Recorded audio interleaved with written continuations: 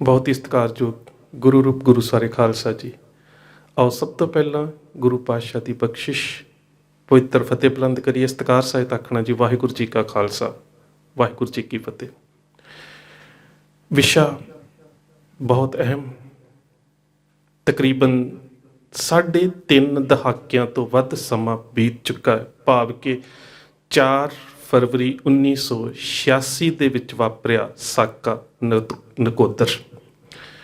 ਨਕੋਦਰ ਦੇ ਵਿੱਚ ਵਾਪਰਿਆ ਉਹ ਸਾਕਾ ਜਿਸ ਦਾ ਮੁੱਢ ਸਾਹਿਬ ਸ੍ਰੀ ਗੁਰੂ ਗ੍ਰੰਥ ਸਾਹਿਬ ਮਹਾਰਾਜ ਦੀ ਬੇਅਦਬੀ ਤੋਂ ਬਾਅਦ ਹਕੂਮਤ ਦੇ ਵੱਲੋਂ ਚਲਾਏ ਗਏ ਦਮਨ ਚੱਕਰ ਦੇ ਦੌਰਾਨ ਵੱਜਿਆ, ਜਿਸ ਦੇ ਵਿੱਚ ਭਾਈ ਰਵਿੰਦਰ ਸਿੰਘ ਜੀ ਲਿੱਤਰਾ, ਭਾਈ ਬਲਬੀਰ ਸਿੰਘ ਜੀ ਰਾਮਗੜ੍ਹ, ਭਾਈ ਝਲਮੜ ਸਿੰਘ ਜੀ ਗੌਰਸੀਆਂ ਤੇ ਭਾਈ ਹਰਮਿੰਦਰ ਸਿੰਘ, ਉਹਨਾਂ ਨੇ ਸ਼ਹਾਦਤਾਂ ਪ੍ਰਾਪਤ ਕੀਤੀਆਂ।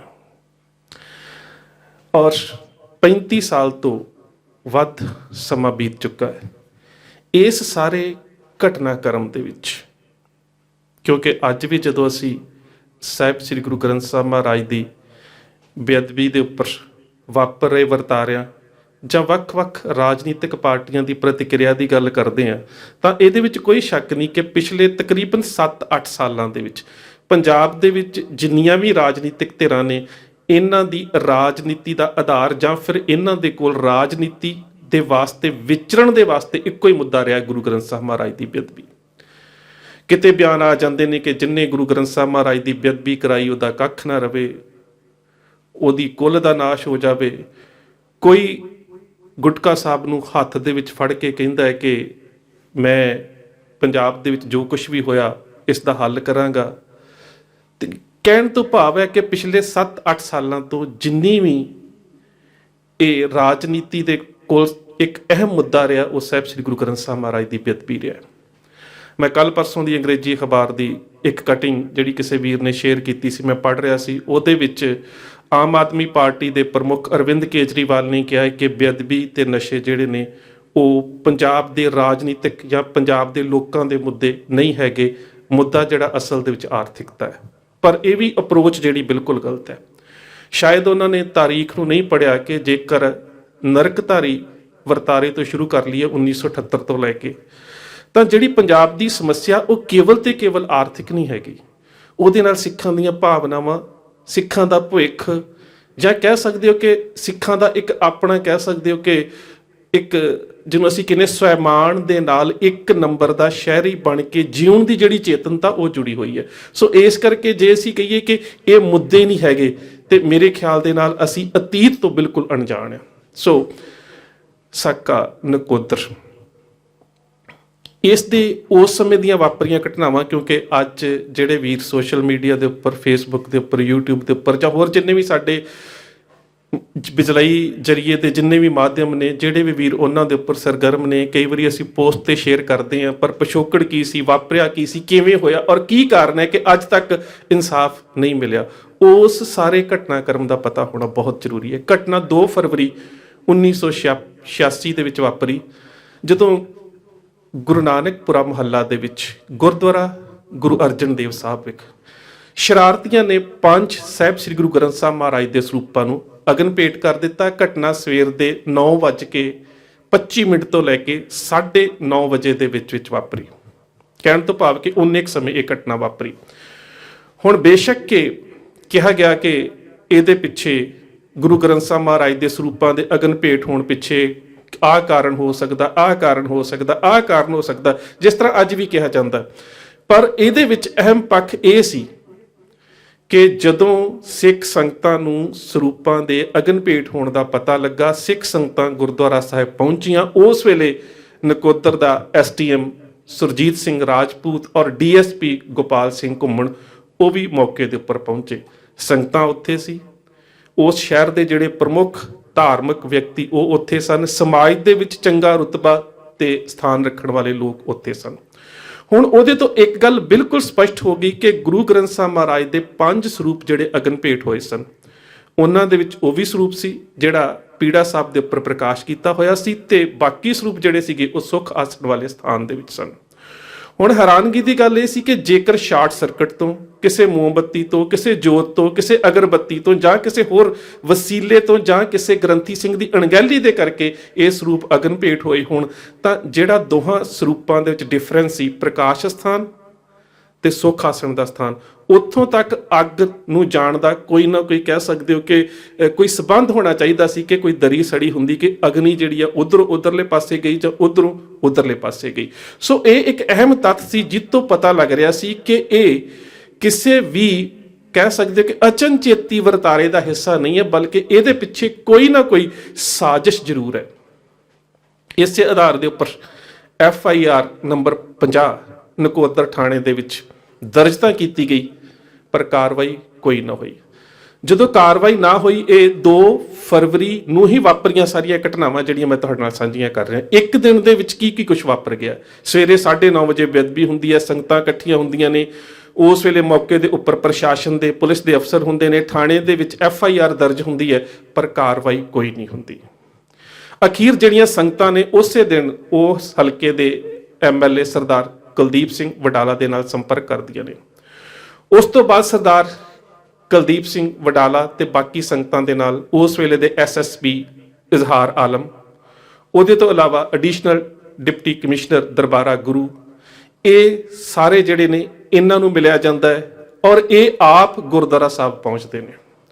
ਗੁਰਦੁਆਰਾ ਸਾਹਿਬ ਪਹੁੰਚ ਕੇ ਕਿਸੇ ਦਾ ਕੋਈ ਬਿਆਨ ਦਰਜ ਨਹੀਂ ਕੀਤਾ ਜਾਂਦਾ, ਕੋਈ ਜਾਂਚ ਪੜਤਾਲ ਨਹੀਂ ਕੀਤੀ ਜਾਂਦੀ, ਸਗੋਂ ਆ ਜਾ ਕੇ ਗੁਰੂ ਘਰ ਦੇ ਗ੍ਰੰਥੀ ਨੂੰ ਅਪਮਾਨਿਤ ਕਰਕੇ ਉਸ ਨੂੰ ਹੀ ਦੋਸ਼ੀ ਜਿਹੜਾ ਉਹ ਸਾਬਤ ਕਰ ਦਿੱਤਾ ਜਾਂਦਾ ਹੈ ਕਿ ਗੁਰੂ ਘਰ ਦੇ ਵਿੱਚ ਜਿਹੜਾ ਗ੍ਰੰਥੀ ਹੈ ਉਹਦੀ ਅਣਗਹਿਲੀ ਦੇ ਕਰਕੇ ਇਹ ਸਭ ਕੁਝ ਵਾਪਰਿਆ।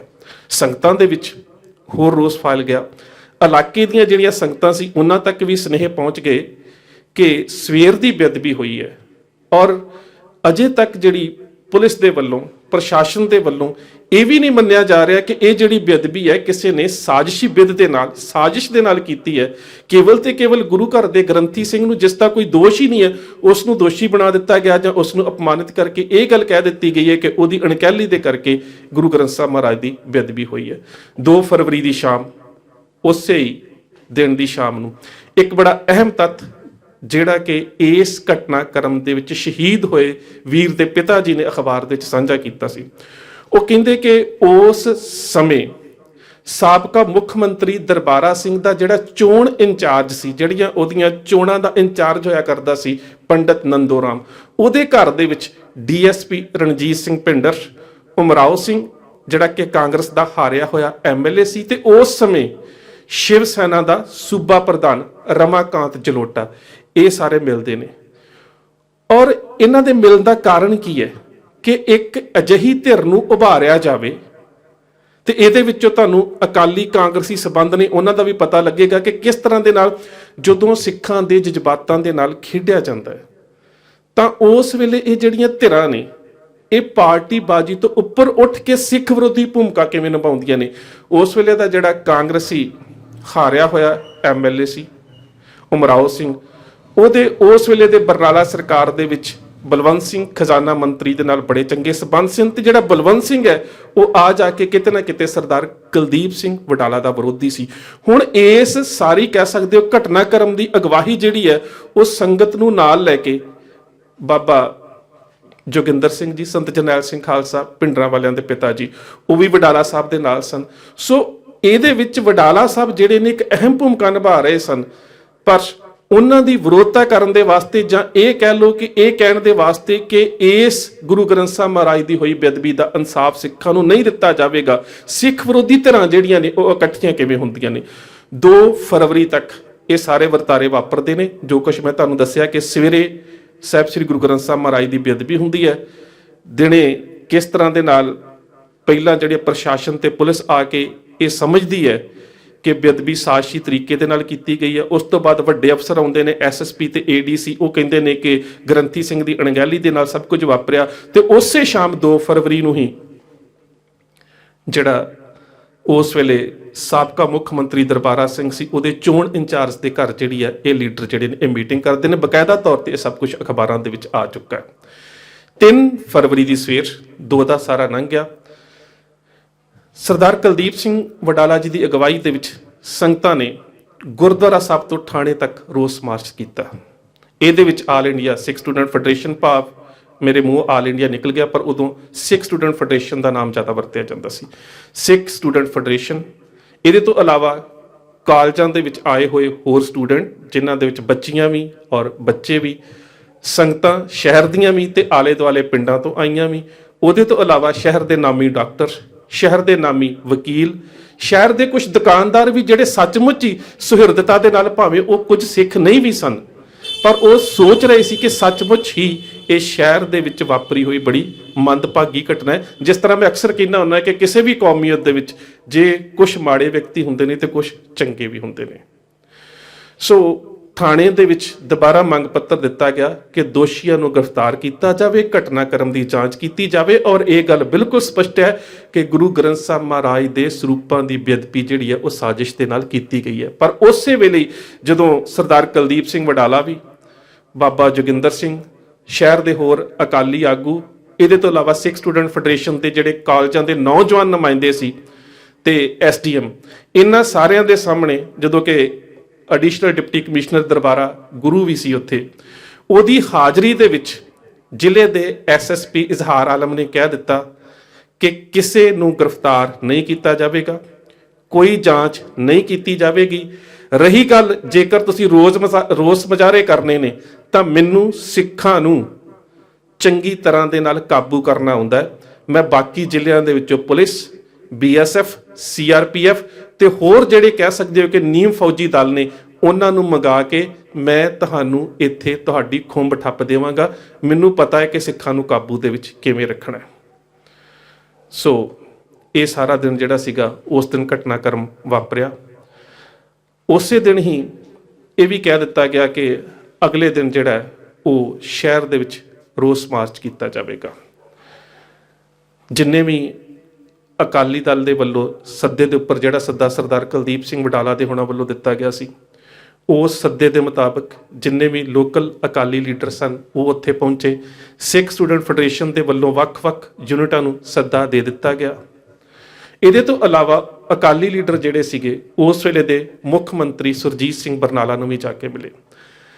ਬਰਨਾਲੇ ਨੇ ਉਸੇ ਵੇਲੇ ਕਹਿ ਦਿੱਤਾ ਵਡਾਲਾ ਸਾਹਿਬ ਨੂੰ ਕਿ IG ਜਿਹੜਾ ਉਸ ਇਲਾਕੇ ਦਾ, ਉਸ ਨੂੰ ਕਹਿ ਦਿੱਤਾ ਗਿਆ ਹੈ ਕਿ ਜਿਹੜਾ ਵੀ ਫੈਸਲਾ ਲਵੇਗੀ ਪੁਲਿਸ, ਉਹ ਤੁਹਾਡੇ ਤੋਂ ਪੁੱਛ ਕੇ ਜਾਂ ਤੁਹਾਡੇ ਅਨੁਸਾਰ ਲਿਆ ਜਾਵੇਗਾ, ਭਾਵ ਕਿ ਤੁਹਾਡੀਆਂ ਮੰਗਾਂ ਨੂੰ, ਤੁਹਾਡੀ ਗੱਲ ਨੂੰ ਅਸੀਂ ਮੰਨਾਂਗੇ ਤੇ ਉਹਦੇ ਉੱਪਰ ਗੌਰ ਕੀਤਾ ਜਾਵੇਗਾ। ਪਰ ਇੰਜ ਕੁਝ ਵੀ ਨਹੀਂ ਹੋਇਆ। ਕਹਿ ਸਕਦੇ ਇਹ ਇੱਕ ਝੂਠਾ ਜਿਹਾ ਲਾਰਾ ਸੀ, ਉਹ ਲਾਰਾ ਲਾ ਕੇ ਵਡਾਲਾ ਸਾਹਿਬ ਨੂੰ ਤੋੜ ਦਿੱਤਾ ਗਿਆ। ਔਰ 3 ਤਰੀਕ ਦੀ ਸ਼ਾਮ ਨੂੰ ਸ਼ਹਿਰ ਦੇ ਵਿੱਚ ਦਫਾ 144 ਜਿਹੜੀ ਸੀ ਉਹ ਲਾਗੂ ਕਰ ਦਿੱਤੀ ਗਈ। ਔਰ 3 ਤਰੀਕ ਦੀ ਸ਼ਾਮ ਨੂੰ ਹੀ, 3 ਦਾ ਸਾਰਾ ਵਰਤਾਰਾ ਸੀ ਮੈਂ ਤੁਹਾਡੇ ਨਾਲ ਦਿਨ ਦਾ ਸਾਂਝਾ ਕਰ ਦਿੱਤਾ, ਤੇ 3 ਤਰੀਕ ਦੀ ਸ਼ਾਮ ਨੂੰ ਸ਼ਿਵ ਸੈਨਾ ਦੇ ਵੱਲੋਂ ਬਕਾਇਦਾ ਤੌਰ ਤੇ ਨਕੋਦਰ ਸ਼ਹਿਰ ਦੇ ਵਿੱਚ ਇੱਕ ਮਾਰਚ ਕੱਢਿਆ ਗਿਆ, ਜਿਹਦੇ ਵਿੱਚ ਨਾਰੇ ਲਗਾਏ ਗਏ, शिव शक्ति का जाप करेंगे, अपनी रक्षा आप करेंगे, 5% ਨੂੰ ਦੇਵਾਂਗੇ ਮਾਰ, ਫਿਰ ਪਿੰਡਾਂ ਨੂੰ ਹੋਵਾਂਗੇ ਤਿਆਰ। ਸੋ ਇਸ ਤਰ੍ਹਾਂ ਦੇ ਸਿੱਖਾਂ ਨੂੰ ਅਕਸਾਉਣ ਵਾਲੇ ਜਿਹੜੇ ਨਾਰੇ ਸੀਗੇ ਉਹ ਲਾਏ ਗਏ। ਪੁਲਿਸ ਪ੍ਰਸ਼ਾਸਨ ਆਫੀਸਰ ਜਿਹੜੇ ਸੀਗੇ ਉਹ ਮੂਕ ਦਰਸ਼ਕ ਬਣ ਕੇ ਵੇਖਦੇ ਰਹੇ। ਰਾਤ ਨੂੰ ਕਰਫਿਊ ਜਿਹੜਾ ਸੀ ਅਨਾਉਂਸ ਕਰ ਦਿੱਤਾ ਗਿਆ।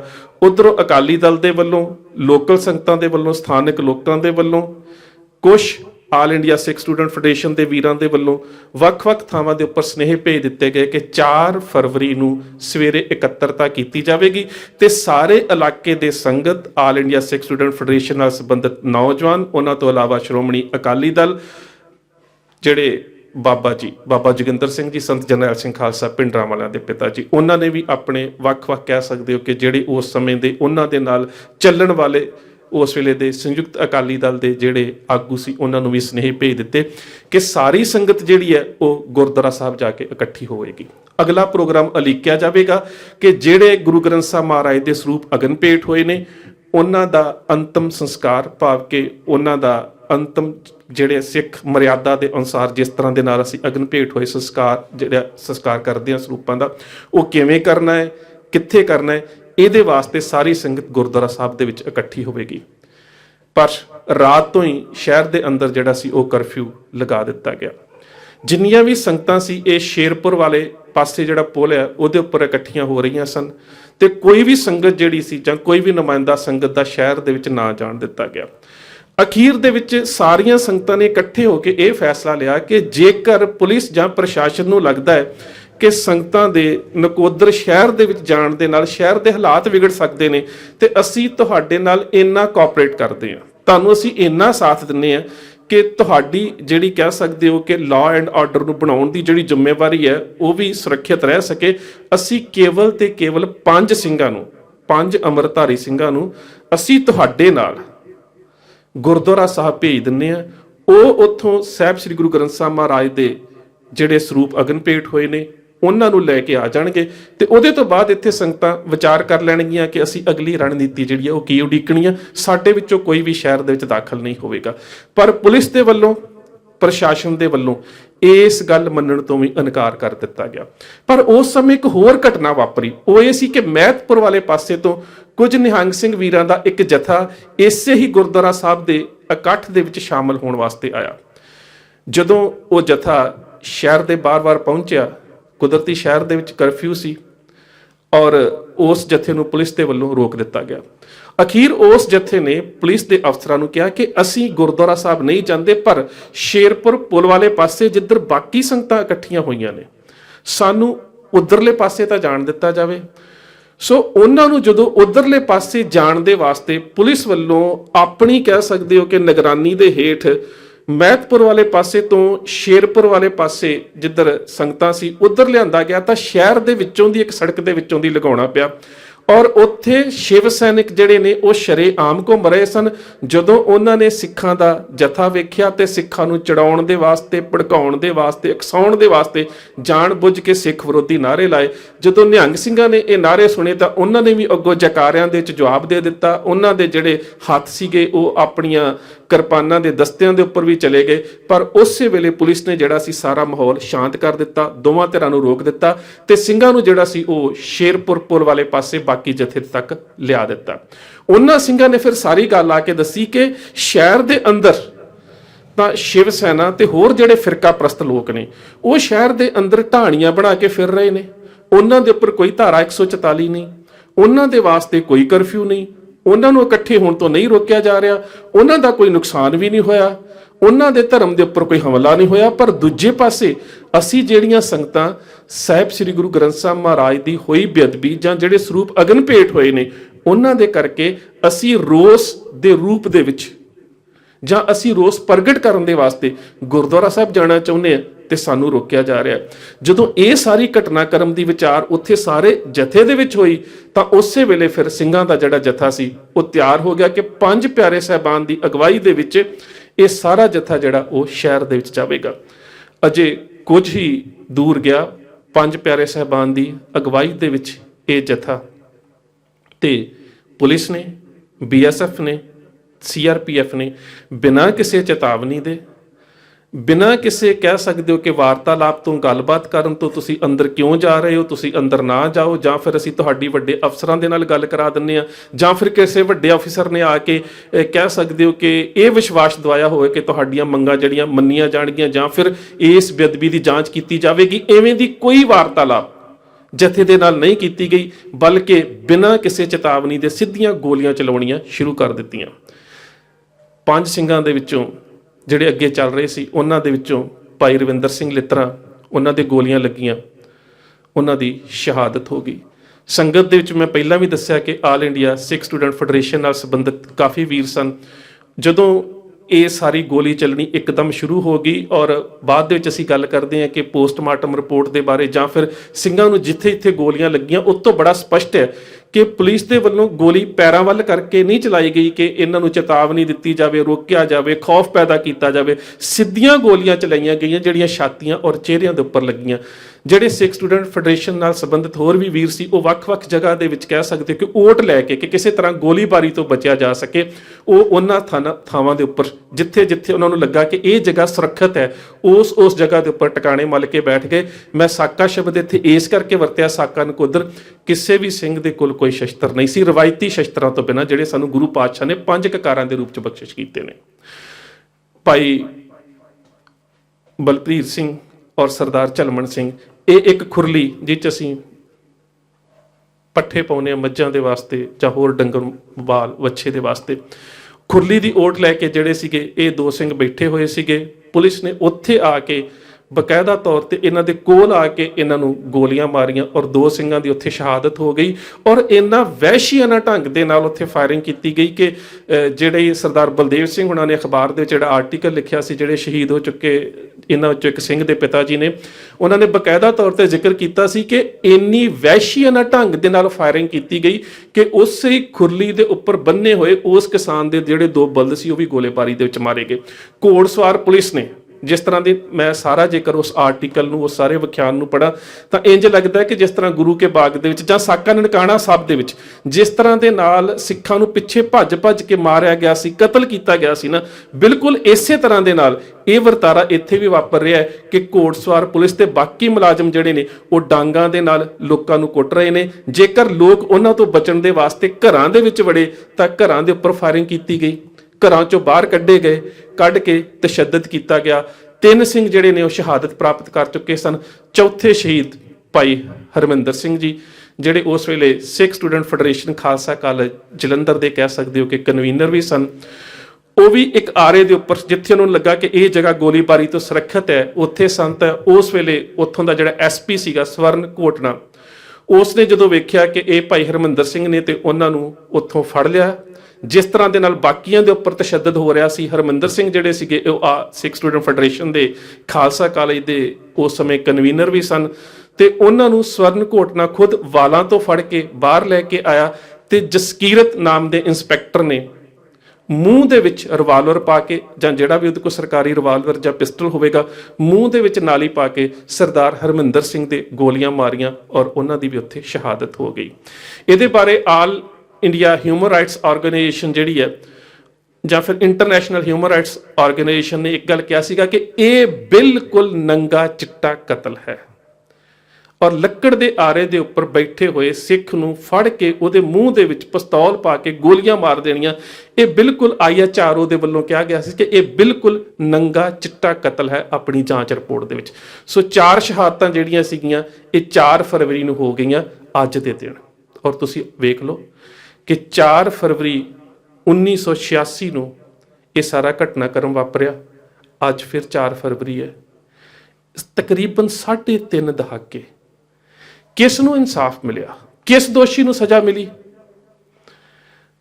ਪੁਲਿਸ ਅਫਸਰ ਜਿਹੜਾ ਉਸ ਸਮੇਂ ਦਾ ਸੀ ਇਜ਼ਹਾਰ ਆਲਮ DGP ਬਣਿਆ, ਜਿਹੜਾ SP ਸੀ SSP ਬਣਿਆ, ਜਿਹੜਾ ਉਸ ਸਮੇਂ DSP ਸੀ ਉਹ IG ਬਣਿਆ, ਜਿਹੜਾ ਪੁਲਿਸ ਇੰਸਪੈਕਟਰ ਸੀ ਉਹ DSP ਬਣਿਆ। ਕਿਹਨੂੰ ਸਜ਼ਾ ਮਿਲੀ? ਔਰ ਇਸ ਤੋਂ ਵੀ ਵੱਡਾ ਇੱਕ ਹੋਰ ਘਿਨਾਉਣਾ ਕਾਰਾ ਕਿ 5 ਫਰਵਰੀ ਨੂੰ ਇਹਨਾਂ 4 ਹੀ ਸ਼ਹੀਦ ਹੋਏ ਸਿੰਘਾਂ ਦੀਆਂ ਲਾਸ਼ਾਂ ਜਿਹੜੀਆਂ ਪੁਲਿਸ ਨੇ ਆਪਣੇ ਕਬਜ਼ੇ ਦੇ ਵਿੱਚ ਲੈ ਲਈਆਂ ਸੀ, ਬਿਲਕੁਲ ਜਿਸ ਤਰ੍ਹਾਂ ਨਨਕਾਣਾ ਸਾਹਿਬ ਦੇ ਮਹੰਤ ਨਰੈਣੂ ਨੇ ਸਿੰਘਾਂ ਦੀਆਂ ਲਾਸ਼ਾਂ ਮਿੱਟੀ ਦਾ ਤੇਲ ਪਾ ਕੇ ਜਿਹੜੀਆਂ ਸੀ ਸਾੜੀਆਂ ਸੀ ਕਿ ਸ਼ਨਾਖਤ ਨਾ ਹੋ ਸਕੇ। ਇਸ ਸਮੇਂ 5 ਫਰਵਰੀ ਨੂੰ, ਫਰਵਰੀ ਦੇ ਵਿੱਚ ਨਨਕਾਣਾ ਸਾਹਿਬ ਦਾ ਸਾਕਾ ਵਾਪਰਿਆ ਸੀ। ਮੈਨੂੰ ਬੜੀਆਂ ਸਿਮਿਲੈਰਿਟੀਜ਼, ਸਮਾਨਤਾਵਾਂ ਲੱਗਦੀਆਂ ਨੇ ਉਸ ਤੇ ਇਸ ਘਟਨਾਕ੍ਰਮ ਦੇ ਵਿੱਚ। ਇਹ ਗੱਲ ਵੱਖਰੀ ਹੈ ਕਿ ਉਸ ਸਮੇਂ ਜਿਹੜਾ ਸੀਗਾ ਸਾਡਾ ਦੁਸ਼ਮਣ ਕੋਈ ਹੋਰ ਸੀ, ਹੁਣ ਦੁਸ਼ਮਣ ਹੋਰ ਹੈ, ਪਰ ਮਾਨਸਿਕਤਾ, ਸਿੱਖ ਵਿਰੋਧੀ ਸੋਚ ਔਰ ਜੋ ਕੁਝ ਹੋ ਰਿਹਾ ਉਹ ਅੱਜ ਦੇ ਮਹੰਤਾਂ ਵੱਲੋਂ ਕੀਤਾ ਗਿਆ। ਉਸ ਸਮੇਂ ਨਰੈਣੂ ਮਹੰਤ ਸੀ ਤੇ ਇਸ ਸਮੇਂ ਜਿਹੜਾ ਸੀਗਾ ਉਹ ਸਿੱਖੀ ਸਰੂਪ ਵਾਲੇ ਮਹੰਤ ਜਿਹੜੇ ਸੀ ਉਹ ਸੀ ਜਿਨ੍ਹਾਂ ਨੇ ਸਭ ਕੁਝ ਕੀਤਾ।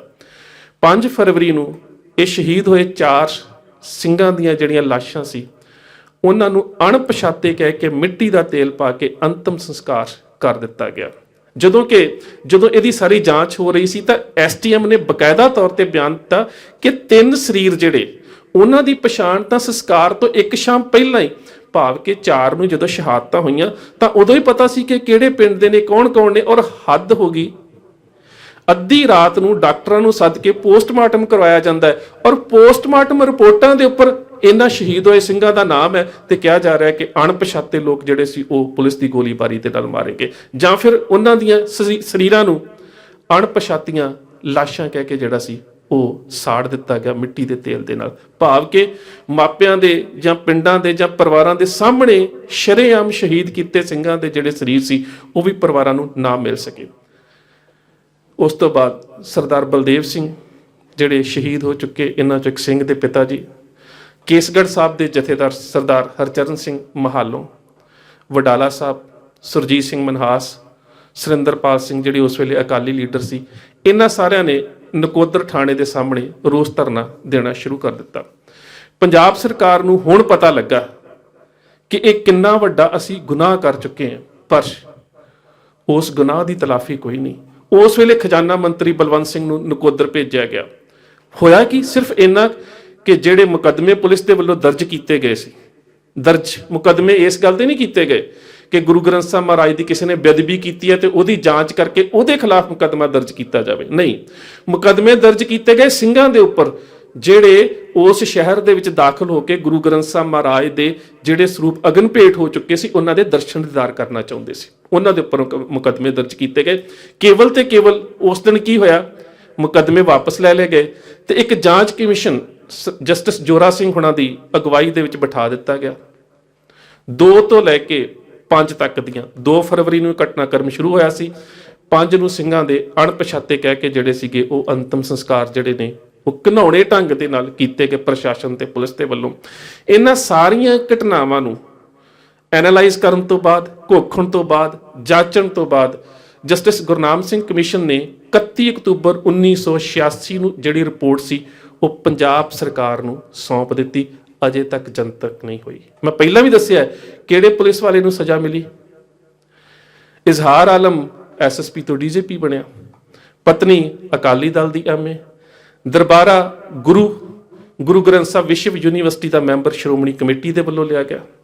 ਬਾਕੀ ਵੀ ਜਿੰਨੇ ਸਨ ਉਹ ਸਾਰੇ ਵੱਡਿਆਂ ਅਹੁਦਿਆਂ ਤੇ ਜਾ ਕੇ ਜਾਂ ਤੇ ਕੋਈ ਦੁਨੀਆ ਤੋਂ ਚਲਾ ਗਿਆ ਤੇ ਜਾਂ ਕੋਈ ਰਿਟਾਇਰ ਹੋ ਗਿਆ। ਪਰ ਪੰਜਾਬ ਦੇ ਵਿੱਚ ਸਰਕਾਰਾਂ ਬਦਲੀਆਂ, ਅਕਾਲੀ ਦਲ ਦੀ ਆਈ, ਕਾਂਗਰਸ ਦੀ ਆਈ, ਕਿਸੇ ਨੇ ਵੀ ਇਸ ਰਿਪੋਰਟ ਨੂੰ ਜਨਤਕ ਕਰਕੇ ਇਹਨਾਂ ਦੋਸ਼ੀ ਪੁਲਿਸ ਅਫਸਰਾਂ ਨੂੰ ਜਾਂ ਫਿਰ ਦੋਸ਼ੀ ਅਧਿਕਾਰੀਆਂ ਨੂੰ ਸਜ਼ਾ ਦੇਣ ਵਾਲੇ ਪਾਸੇ ਕੋਈ ਕਦਮ ਨਹੀਂ ਚੁੱਕਿਆ।